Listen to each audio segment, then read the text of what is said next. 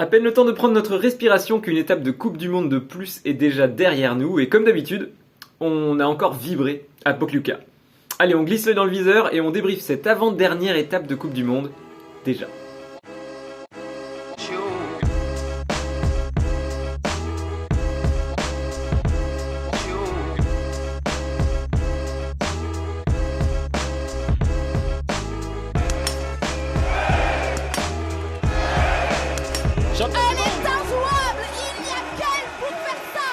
Si vous aimez le contenu de cette chaîne, alors n'hésitez surtout pas à lui donner plus de visibilité au travers d'un abonnement, d'un partage, d'un pouce bleu et d'un commentaire. Des trompes d'eau se sont abattues sur le site slovène peu de temps avant le début de cette étape, mettant l'organisation sur des charbons ardents pour tenter de rendre la piste praticable, tant elle a été défoncée par les mauvaises conditions climatiques. Au-delà du fait de promettre un spectacle mitigé, voire dangereux pour les biathlètes, l'IBU devrait plancher sur les possibilités d'aménagement du calendrier pour minimiser les impacts du réchauffement climatique. Fort heureusement, de fortes chutes de neige sont venues jouer les troubles faits sur la deuxième moitié de cette étape de Pokljuka. Allez, on passe tout de suite aux individuels. Des individuels qui ont de nouveau été des individuels courts, donc 12 km et demi pour les femmes et 15 km pour les hommes. La pénalité habituelle d'1 minute a donc été abaissée à 45 secondes par balle ratée. C'était le troisième et dernier individuel de la saison, synonyme de petit globe à la clé. Julia Simon remporte avec la manière ce dernier individuel et continue sa fin de saison canonissime. Un magnifique 20 sur 20 qui était nécessaire pour terminer sur la plus haute marche du podium, car Anna Öberg aurait terminé en tête si Julia avait fait une faute, tout comme la Suédoise. Franziska Preuss, que l'on sent de plus en plus émoussée physiquement, réalise une magnifique opération sur cette course en restant imperturbable derrière la carabine. Le 20 sur 20 lui permet de monter sur la boîte, mais elle concède tout de même 46 secondes sur Julia Simon, alors même que Julia n'avait que le 10e temps de ski de la course à plus de 55 secondes d'italienne, la plus rapide sur la course à ski. Anna-Karin Heidenberg et Anna Magnusson redonnent le sourire à la Suède sur cette course en terminant respectivement 4e et 8e. Côté français, Océane Michelon peut être fière de sa performance globale. Deuxième temps de ski à seulement 3 secondes d'italienne. La jeune française est en forme physiquement et on sent qu'elle prend également de l'assurance sur le tir. Dommage qu'elle ait effectué cette double faute sur le dernier tir debout, sans quoi c'était une nouvelle fois une très grosse course pour elle. Cette performance est suffisante pour lui permettre de prendre les commandes de la lutte pour le dossard bleu face à Jeanne Richard, qui termine cette course en 10e place. S'en vient le reste de la délégation française avec Justine Brezas-Boucher pour compléter la cérémonie des fleurs malgré 2 fautes, et Lou Jambonneau, 7ème, concède de précieux points sur Franziska Preuss à ce stade de la compétition. Fort heureusement, ces 2 précédentes victoires sur les autres individuels de la saison lui permettent de remporter le petit globe de l'individuel. Donc si on fait les comptes, jusqu'à présent, on a Lou qui remporte ce petit globe de l'individuel, la France qui remporte les 2 petits globes des relais par genre. C'est très fort. On passe au circuit masculin. La lutte tant attendue entre Johannes Bö et Sturla Lægreid a tourné court. Johannes Bö, malade, fiévreux, arrive sur le site de Pokljuka avec un masque et la tête des mauvais jours. On a beau être l'un des meilleurs biathlètes de l'histoire, quand on est malade, on ne fait pas de miracle. Sur les skis, ce fut compliqué pour lui, mais avec une rare application et une seule faute sur le tir debout, il parvient dans la douleur à terminer 10e de cette course. Ça reste tout de même assez impressionnant. Sturla Lægreid termine lui en 2e place, avec pourtant le même score que Johannes Bö, mais une performance à ski de plus d'1 minute plus rapide que son dauphin. La belle histoire nous vient du local de l'étape. Jakob Fak, 37 ans, l'un des biathlètes les plus expérimentés du circuit, aura su tirer parti de ces conditions de neige difficiles et d'un magnifique 20 sur 20 pour remporter la course à la surprise générale. Au rayon des surprises, voir briller Martin Ponsiluoma sur un individuel qui sanctionne fortement les mauvais tireurs, c'était pour le moins inattendu, et pourtant, les planètes s'alignent pour le Suédois, et malgré 2 fautes, sa vitesse à ski lui permet de terminer sur la 3e marche du podium. Tommasio Giacomel avec le même score, mais moins rapide à ski, termine 4e. Le revenant Johannes Dalle, auteur d'une seule faute, termine 5e. Et Quentin Fillon-Maillet, avec 3 fautes, parvient malgré tout à terminer 6e. Il signe d'ailleurs le meilleur temps de ski et pourra nourrir des regrets tant ses difficultés à régler la mire sur le tir couché lui auront coûté de précieux points sur toute cette saison. C'est Sturla Lægreid qui s'adjuge donc le petit globe de l'individuel, premier petit globe qui n'atterrit pas dans le giron français. Et puis la nouvelle est tombée, Johannes Bö sera forfait sur le reste de l'étape de Pokljuka. Coup de tonnerre, le King rentre en Norvège et préfère se préserver pour se soigner comme il se doit en vue de la dernière étape d'Oslo. Un choix qui semble avisé, bien que compromettant en partie ses chances de remporter le gros globe face à Sturla Lægreid. Au rayon des athlètes qui font des impasses régulièrement, Elvira Heuberg n'est pas en reste sur cette fin de saison en Gruyère. Elle n'était pas alignée sur l'individuel, mais était bien au départ de cette mass start car elle peut encore remporter le petit globe de la spécialité. Sauf qu'à ce petit jeu des impasses à répétition, le corps n'est plus aussi affûté et la perte de rythme était indéniable pour la Suédoise qui termine cette course dans l'anonymat à la 26e place, 5 fautes et 2 minutes 47 de retard sur la vainqueur qui n'est autre que Lou Jean Monod.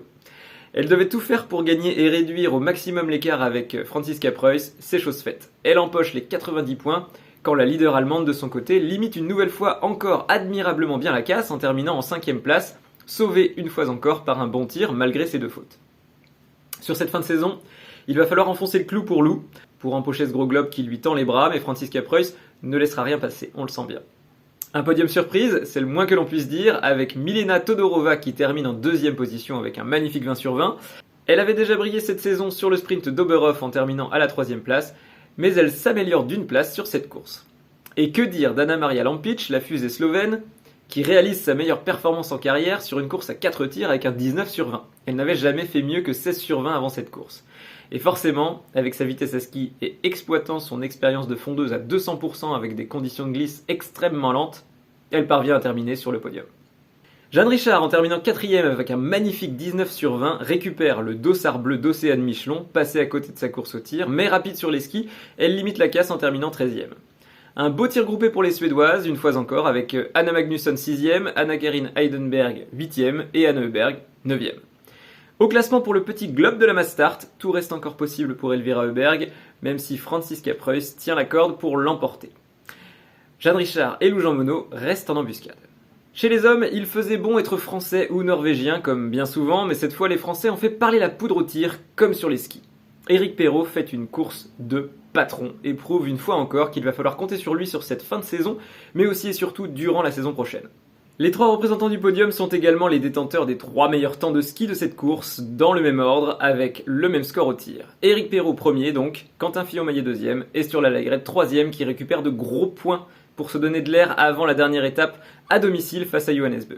Fabien Claude, aussi à 19 sur 20, termine 4ème. Jesper Nelin, qui fait des étincelles en cette fin de saison, accroche les fleurs, tout comme Martin Huldahl, 6ème. Niklas Hartweg en forme sur cette étape accroche la 7ème place, et Tarjei Bö finit 8ème, lui qui n'est plus que l'ombre de lui-même depuis l'annonce de sa future retraite. J'exagère à peine. Antonin Guigona, nouvellement papa, réalise une copie parfaite au tir, même s'il en manquait sur les skis. Il termine 9ème, et Emilien Jacquelin complète le top 10 avec une forme physique en berne. Au classement pour le petit globe de la mass start, tout reste ouvert. Sturla Lagrede a pour le moment l'avantage, mais je ne doute pas une seule seconde qu'Éric Perrault va terminer cette année en trombe, et je le vois bien rafler ce petit globe au nez et à la barbe du Norvégien. Quentin Fillon-Maillet, si les planètes s'alignent, pourrait aussi prétendre à l'emporter. Le duel au sommet continue et l'étau se resserre. Lou Jean Monod n'est plus qu'à 20 petits points de Franziska Preuss. Clairement, Lou Jean Monod, elle est au-dessus physiquement, mais Franziska Preuss reste très très fiable au tir. À score égal au tir, sur les prochaines courses, le gros globe ne peut pas échapper à Lou Jean Monod selon moi. Sa plus grande adversaire n'est pas Franziska Preuss en réalité, mais bien elle-même. Julia Simon semble quasiment définitivement assurée de terminer sur le podium du classement général. La lutte acharnée pour le dossard bleu de meilleurs jeunes n'a de cesse de faire un chassé-croisé entre les épaules de Jeanne Richard et d'Océane Michelon. Avantage pour Jeanne avec 10 points d'avance. Célina Grotian reste également en embuscade dans la possibilité de le leur ravir en cette fin de saison. Côté messieurs, l'absence de Johannes Bö sur la dernière mass start donne un petit matelas de sécurité de 104 points à Sturla Lagrede. Il reste 3 courses. La tâche va être compliquée pour Johannes Bö, mais rien n'est impossible. Les 2 biathlètes sauront-ils maîtriser leurs émotions à domicile avec tout l'enjeu que cela comporte ? Une chose est sûre, rien ne va être plus beau qu'un jubilé des frères Bö à domicile. Éric Perrault, fort de ses excellents résultats, prend le meilleur sur Emilien Jacquelin. Sébastien Samuelsson, Quentin Fillon-Maillet et Tommaso Giacomel finissent fort également. Je ne serais pas surpris malheureusement de voir Emilien Jacquelin perdre quelques places sur la dernière étape d'Oslo.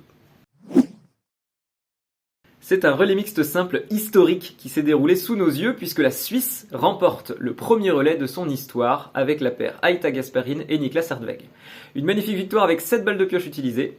La Suède de Johanna Skottheim et Jesper Nelin accroche la 2e place grâce à une performance au tir de haut vol avec seulement 4 pioches. Et puis la Finlande de Suvi Minkinen et Tero Seppala, déjà vainqueur sur ce format cette saison, complète le podium. Pas d'équipe de France ni d'équipe de Norvège donc sur le podium, c'est un fait suffisamment rare pour être souligné. 10 pioches pour la doublette Justine Brezès-Boucher et Emilien Jacquelin, et des performances à ski trop justes pour Emilien face à Tero Sepala font terminer la France au pied du podium. La Norvège plonge une fois encore à cause d'Ingrid Tendrevold qui part faire 2 anneaux de pénalité sur ses 2 tirs debout.